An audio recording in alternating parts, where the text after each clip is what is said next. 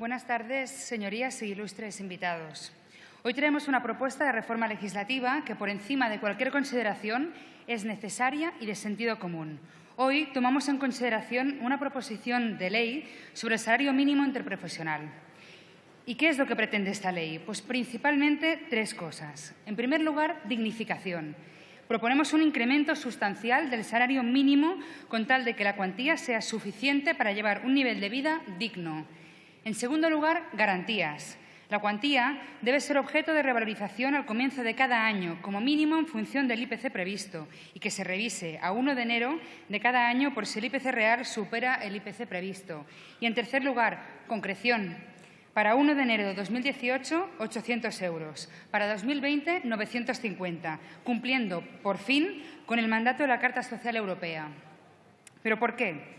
Pues porque la importancia de establecer un suelo de las condiciones laborales no ha desaparecido, sino todo lo contrario. La desigualdad crece y la situación de pobreza y exclusión lo hace indispensable. La pobreza, señorías, no es un estado natural, no es una ley física o un fenómeno de la naturaleza. La pobreza tiene causas y, en España, muchas de ellas tienen que ver con las reformas precarizadoras del Partido Popular, que han contado, eso sí, con la inestimable colaboración del artista antes conocido como Convergencia y Unió. Las estadísticas y numerosos estudios demuestran la acumulación de rentas y riqueza en los percentiles más altos, la transferencia de renta desde abajo y el centro hacia arriba y el hundimiento de la renta media y mediana, es decir, la paulatina desaparición de la clase media y la expansión de la clase baja y la pobreza.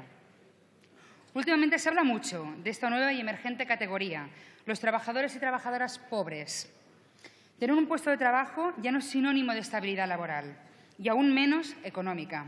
El empleo que se está generando es de peor calidad que el que se está destruyendo, y eso es gracias a sus reformas laborales.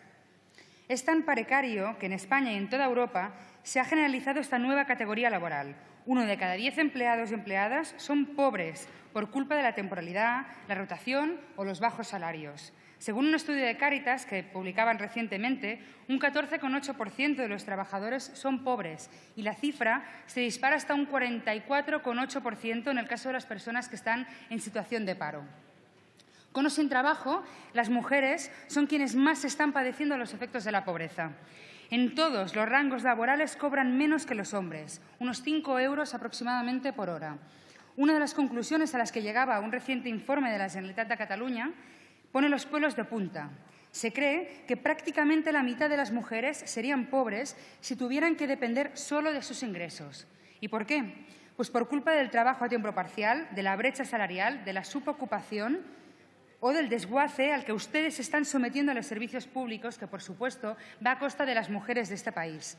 O por el escaso valor que se les da socialmente a los sectores mayoritariamente feminizados, es decir, por culpa de la cultura heteropatriarcal y de las reformas del Partido Popular.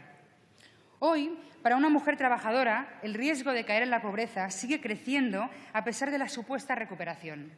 La desigualdad no solo debe ser combatida por sus destructivas consecuencias en la vida de las personas, sino porque es un factor con una gran repercusión sobre el crecimiento y por su contribución al estancamiento. A más desigualdad, menores salarios, mayor descapitalización de los trabajadores, aumento del desempleo estructural y, cómo no, menos demanda. Y en la lucha contra la desigualdad, el salario mínimo tiene un papel fundamental.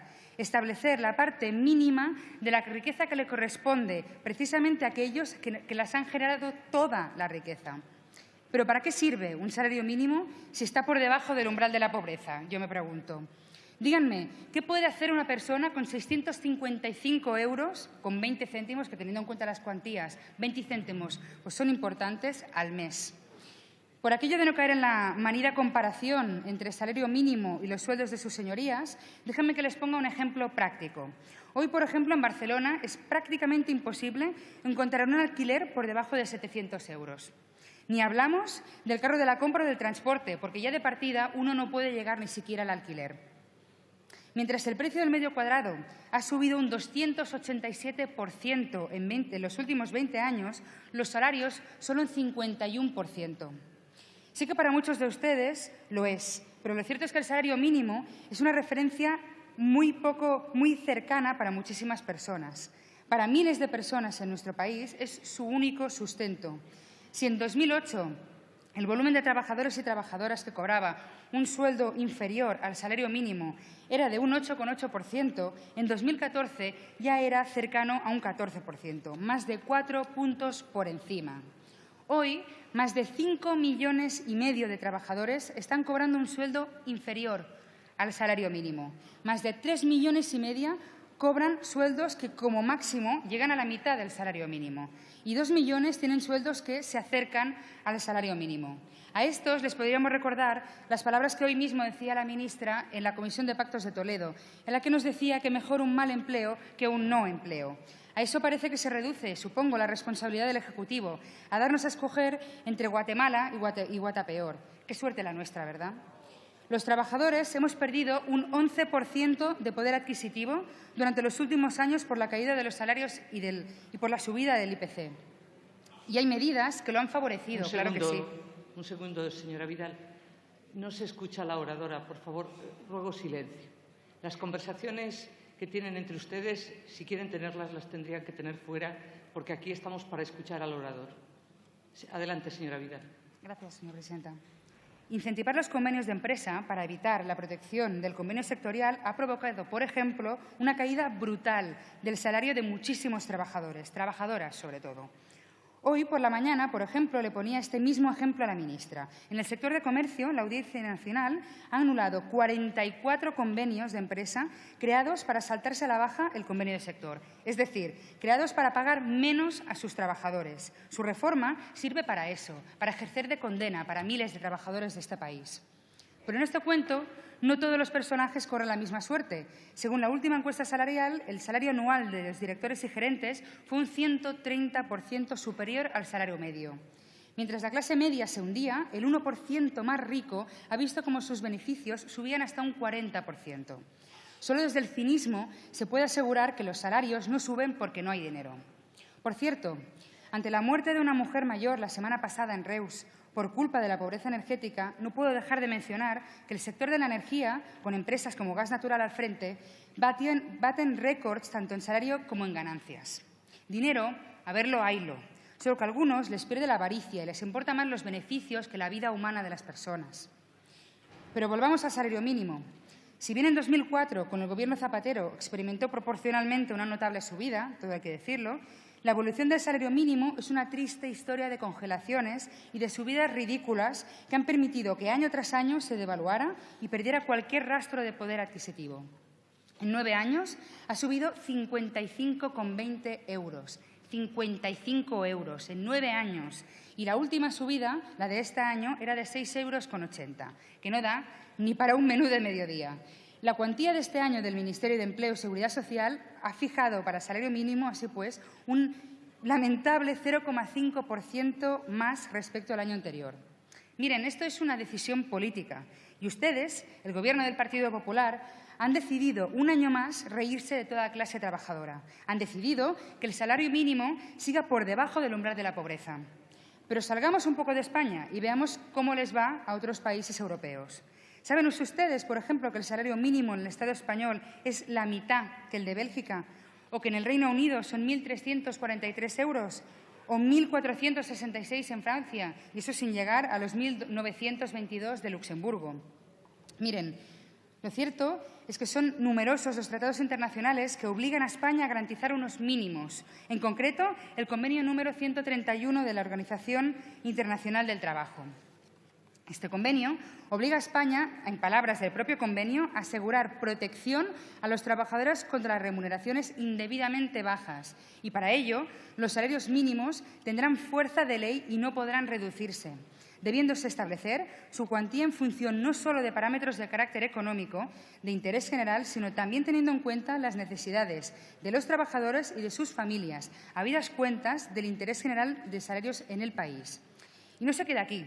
El Convenio 131 de la OIT obliga a que se reculen mecanismos adaptados a sus condiciones y necesidades nacionales, que hagan posible fijar y ajustar de tiempo en tiempo los salarios mínimos. Y todo ello a través de consultas con las organizaciones sindicales y patronales, y respetando, obviamente, plenamente la libertad de negociación colectiva.